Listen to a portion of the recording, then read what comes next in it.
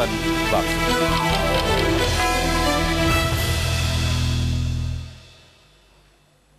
आप देख रहे हैं दस्तक, मैं अभिसार शर्मा।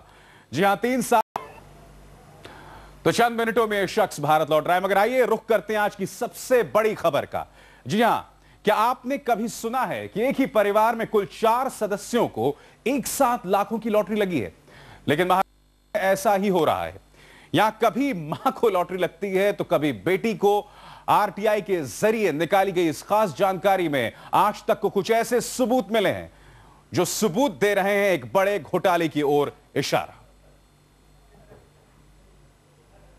राज की बात बताते हैं, किसी से कहना नहीं। हाँ, पिछले हफ्ते जो हमने इस लॉटरी के टिकट बेचे थे ना गांव में, उसमें से किसी को पहला इनाम लगा, फर्स्ट प्राइज। सच? तो उन्हीं को नसीब बना? मैं नहीं जानता और गांव में भी किसी को नहीं पता लॉटरी किसकी लगी है, लेकिन बेचने वाला बेचैन हो रहा है। लेकिन लगता है महाराष्ट्र में लॉटरी नसीब का खेल नहीं, नसीब से खेलने वालों का खेल है। अब मुंबई परिवार का ही मामला लीजिए, लॉटरी खुलेगी तो सिर्फ इसी परिवार के किसी सदस्य के नाम। यकीन नहीं तो खुद देख लीजिए महाराष्ट्र लॉटरी का नतीजा। 23 सितंबर 2005 को जब ड्रॉ निकला तो गिरधारी लाल जैन के नाम हो गया 1 लाख रुपए। ठीक 6 दिन बाद 29 सितंबर को जब एक और ड्रॉ निकला तो इसी परिवार के सदस्य ललित गिरधारी जैन को मिले 1 लाख रुपए। किस्मत देखिए, 7 महीने बाद फिर लक्ष्मी इनके घर पर मेहरबान हुई। 27 अप्रैल 2006 को परिवार के एक और सदस्य किशोर निहाल चंद जैन को मिले 1 लाख रुपए। साफ है, जैन परिवार से खुदा खुद पूछ रहा है, बताइए आपकी रजा क्या है। जैन परिवार ने मर्जी जाहिर की और 2 दिन के बाद ही लॉटरी का इनाम परिवार की महिला सदस्य श्रीमती कल्पना किशोरी जैन के नाम हो गया। अरे महाराष्ट्र लॉटरी का ये तो एक नमूना है। सूचना के अधिकार से जुड़े कार्यकर्ता के पास परिवार की लंबी चौड़ी लिस्ट है जो बताती है कि लॉटरी का इनाम प्रदेश के कुछ एक परिवार के लोग आपस में ही बांट कर खा रहे हैं। क्या है ये चक्कर? कहने वाले कहते हैं प्रोफाइल घनचक्कर है जो करता है काली कमाई को सफेद। एक तो पहली बात ब्लैक एंड व्हाइट का मामला रहेगा, जो ब्लैक का पैसा व्हाइट करने के लिए यह हथकंडा अपनाया जाता हो तो विभाग के कोई अधिकारी इसके अंदर शामिल होने की संभावनाएं हैं।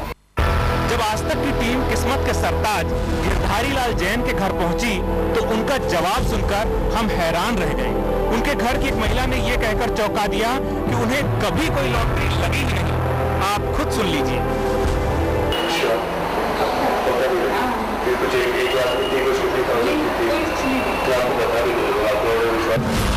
आज तक के हाथ जो दस्तावेज लगे हैं वो सिर्फ साल 2005-2006 के हैं, जबकि प्रदेश में हर दिन 6000 विजेताओं लॉटरी का इनाम घोषित होता है। इस तरह 30,000 लॉटरी टर्मिनलों पर हर दिन 75 से 100 करोड़ का कारोबार होता है, जिससे सरकार को मिलता है 5 से 10% का कमीशन। और यदि इस बीच कहीं कोई घोटाला होता है तो सारा पैसा सीधे सीधे माफिया को जाता है। अब इस लॉटरी व्यापारी की बात सुने तो ऑनलाइन नतीजों के दौरान ऊपर से लेकर नीचे तक, अधिकारियों से लेकर एजेंट तक सब कुछ सेटिंग पर ही होता है। ऑनलाइन में